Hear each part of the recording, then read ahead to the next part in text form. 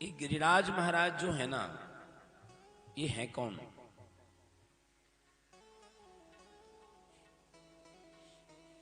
गिरिराज पर्वत कौन है?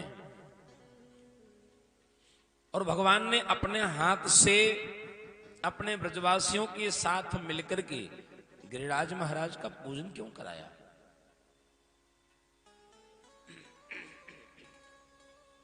ये तो कथा में आप लोग कई बार सुनते हैं, भगवान ने गिरिराज महाराज का पूजन कराया, इंद्र ने नाराज होकर के पानी बरसाया, भगवान ने गोवर्धन पर्वत को धारण किया। लेकिन ये गिरिराज पर्वत है कौन?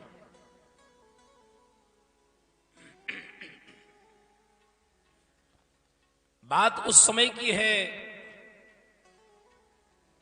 जब त्रेता युग में भगवान श्री राम को लंका में जाना था रावण को मारने।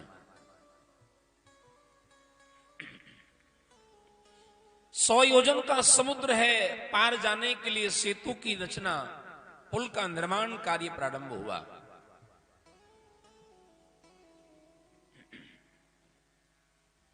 सभी बंदर भालू दौड़ दौड़ करके जाते हैं, पत्थरों को, पहाड़ों को, पर्वतों को उखाड़ उखाड़ करके लाते हैं।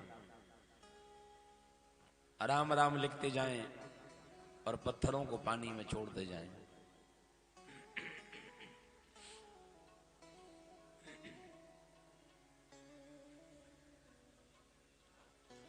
पत्थरों को, पहाड़ों को पानी में डालते जाते हैं और सेतु की रचना हो रही है, पुल का निर्माण हो रहा है।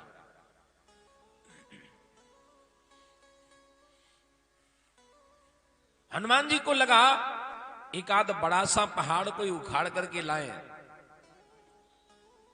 ताकि पुल का जो निर्माण कार्य है वो जल्दी पूरा हो जाए। बजरंगबली महावीर हनुमान दौड़े और दौड़े कहां पहुंचे? द्रोणाचल पर्वत के पास। ये द्रोणाचल पर्वत वही है जब लक्ष्मण जी को शक्ति का बाण लगा, है ना? उस समय संजीवनी बूटी लेने के लिए हनुमान जी गए, बूटी समझ में नहीं आई तो पूरा पहाड़ उखाड़ करके ले आए।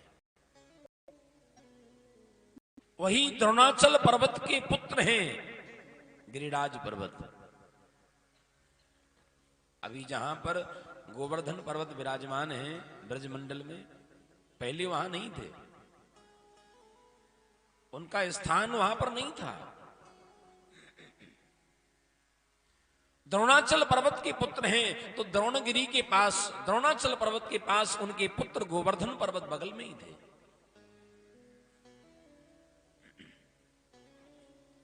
और जो गोवर्धन पर्वत हैं उनका विस्तार 7 कोस में, 7 कोस की जिनकी परिक्रमा है, 21 किलोमीटर की परिक्रमा है। तो हनुमान जी को लगा कि इतना बड़ा पहाड़ अगर हम गोवर्धन पर्वत को ले आए तो इतना बड़ा पुल एक बार में ही बन जाएगा, कहां एक एक पत्थर लगाते रहेंगे। हनुमान जी पहुंचे और सीधे गोवर्धन पर्वत के नीचे हाथ लगाया और सीधे गोवर्धन नाथ को, गोवर्धन पर्वत को उखाड़ लिया। जब हनुमान जी ने उस पर्वत को उखाड़ा तो ऊपर से आवाज आती है, अरे कौन हो भाई,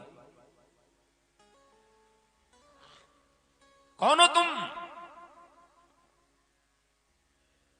नीचे से हनुमान जी ने प्रार्थना की, बोले हे गिरिराज, मैं राम भक्त हनुमान आज राम काज के लिए, राम सेवा के लिए तुम्हें लेने के लिए आया हूं। हे गिरिराज, क्या तुम राम सेवा के लिए, राम काज के लिए चलने को तैयार नहीं हो? गिरिराज पर्वत ने कहा, हनुमान धन्य हो तुम, आज तुमने हमें राम सेवा के योग्य समझा, तुमने हमें राम सेवा के योग्य समझा, धन्य हो तुम। लेकिन हनुमान, हम तुम्हारे साथ चलने को सहर्ष तैयार हैं, हमारी एक शर्त होगी। लेकिन शर्त क्या होगी? तुम हमें ले जाकर के पहले राम दर्शन कराओगे, हाँ?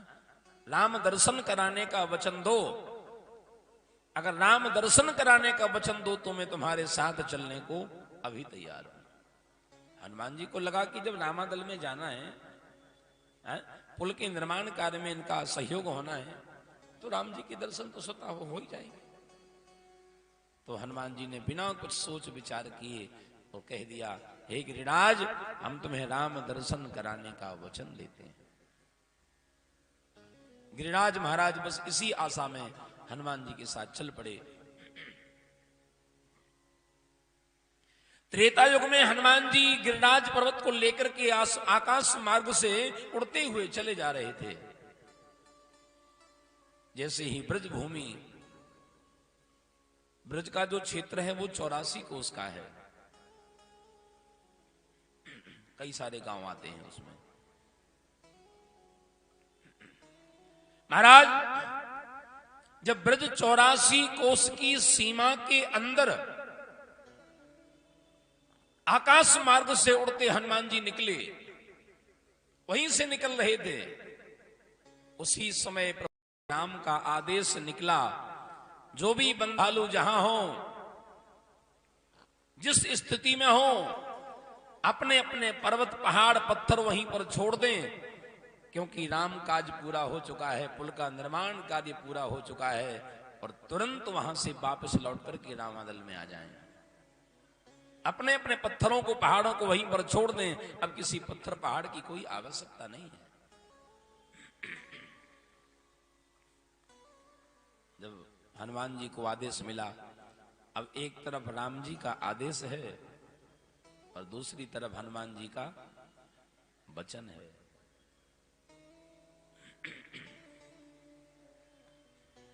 हनुमान जी गिरिराज पर्वत को लेकर के ऊपर से नीचे उतरने लगे, ब्रज भूमि में उतरने लगे, तो गिरिराज पर्वत ने कहा, हनुमान ये क्या कर रहे हो?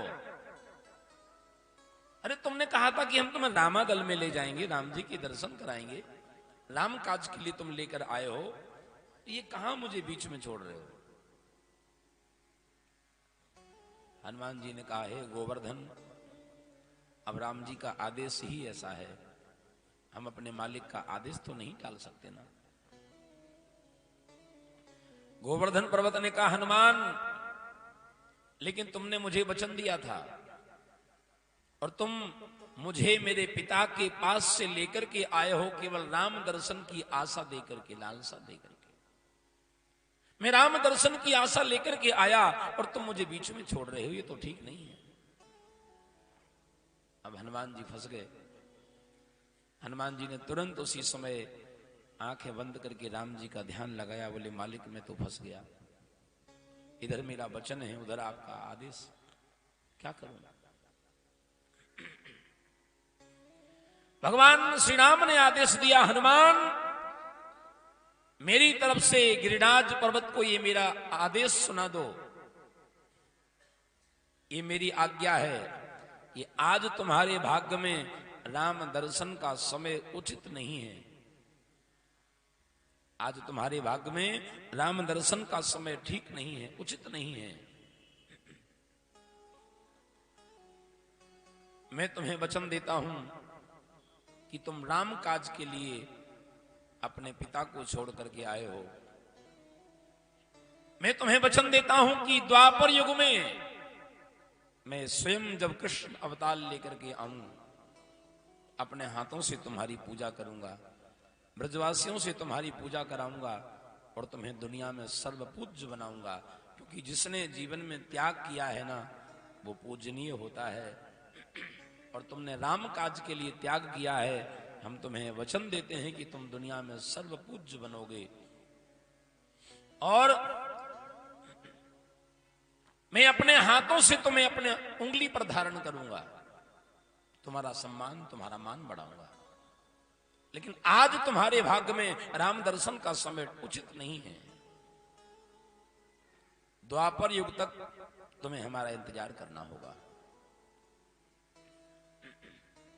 हनुमान जी ने राम जी का आदेश गोवर्धन नाथ को सुना दिया और कहा कि हे गिरिराज, यहीं पर रह करके तब तक प्रभु का इंतजार करना होगा।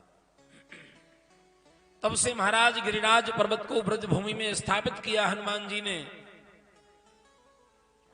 आज जहां पर गिरिराज पर्वत विराजमान है, पहले वहां नहीं थे। ये त्रेता युग में हनुमान जी के द्वारा स्थापित किए गए हैं गिरिराज पर्वत। एक कथा और है। आज हम लोग जाते हैं गिरिराज जी की परिक्रमा लगाने, आपने देखा, दर्शन किया होगा। अब पता नहीं चलता। गिरिराज पर्वत की जो ऊंचाई थी ना, वो कम हो गई। पहले इतने नहीं थे, पहले बहुत विशाल स्वरूप था, विशाल पर्वत था। फिर ये कम कैसे हो गए? गिरिराज पर्वत एक दिन, बहुत विशाल पर्वत, ऊंचाई बहुत थी। गोवर्धन पर्वत के बगल में से अगस्त मुनि निकले, और बड़े विचित्र महात्मा अगस्त मुनि। गोवर्धन पर्वत ने अगस्त मुनि को प्रणाम नहीं किया, अगस्त मुनि का सम्मान नहीं किया।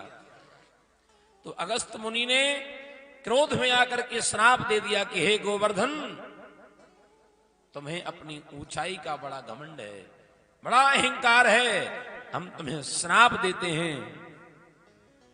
तुमने अहंकार में आकर के संत का सम्मान नहीं किया, हम तुम्हें श्राप देते हैं कि प्रतिवर्ष साल में एक बार एक तिल के बराबर तुम्हारी ऊंचाई कम होती जाए। एक तिल के बराबर एक साल में एक बार तुम जमीन के अंदर चले जाओ। तब से महाराज गिरिराज पर्वत को ये श्राप लग गया, और एक तिल के बराबर उनकी जो ऊंचाई थी वो जमीन के अंदर जाने लगी। बोलो गिरिराज महाराज की जय हो।